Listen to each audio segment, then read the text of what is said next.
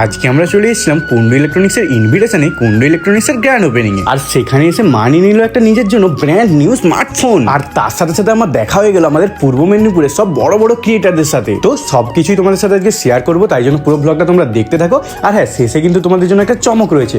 তো আর না করে বেশি দেরি, আজকের ভিডিওটা শুরু করি। Hello guys, welcome to my new blog.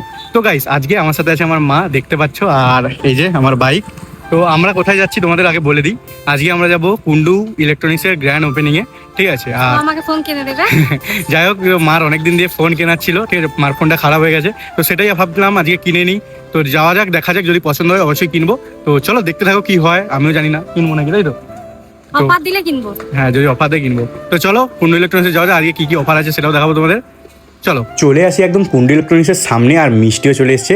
আর আজকে কিন্তু গ্র্যান্ড ওপেনিং, তাই জন্য ফুল দিয়ে হেভি করে সাজিয়েছে। তো চলো ভেতরে যাওয়া যাক, আর কেমন ভিড় আর কেমন সবকিছু দেখাই চলো তোমাদের। এরপর ভেতরে ঢুকলাম, আর ভেতরটা কিন্তু ওয়েল ডেকোরেটেড ছিল।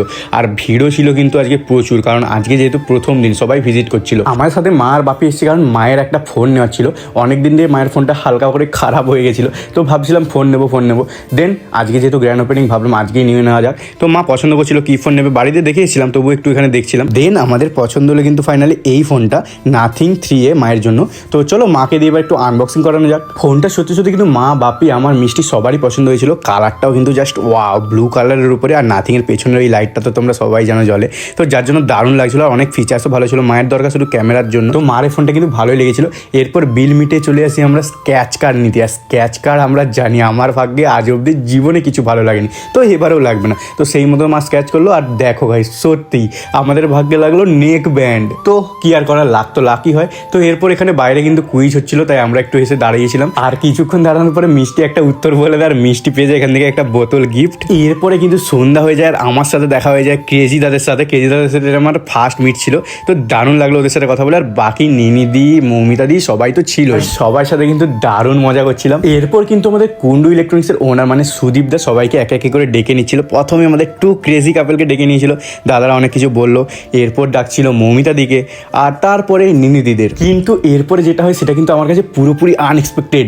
দাদা কিন্তু আমাকেও ডাকছিল স্টেজে, যেহেতু আমি মহিষদলের ভিডিও বানাই। তো আমি তো পুরোই নার্ভাস ছিলাম, ফার্স্ট টাইম। আমি জানতাম না যে দাদা আমায় ইনভাইট করে ফেলবে হঠাৎ করে এইভাবে স্টেজে।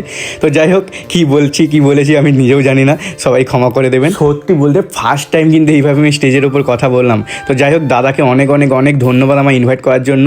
এরপরে আমার বন্ধু দেবার সাথে আমি কিন্তু একটা শ্যুট করছিলাম, আমরা দেখতে পাচ্ছ। এটা কিন্তু আমাদের ইনস্টাগ্রামে আসবে কিছুদিন পরেই। তো ফাইনালি গাইস, আজকের পুরো ইভেন্টটা কমপ্লিট। তোমরা সব কিছু দেখলে, তো চটপট একটু ভিডিওটা লাইক করে দাও। দেখা হচ্ছে অন্য কোনো ব্লগে। টাটা।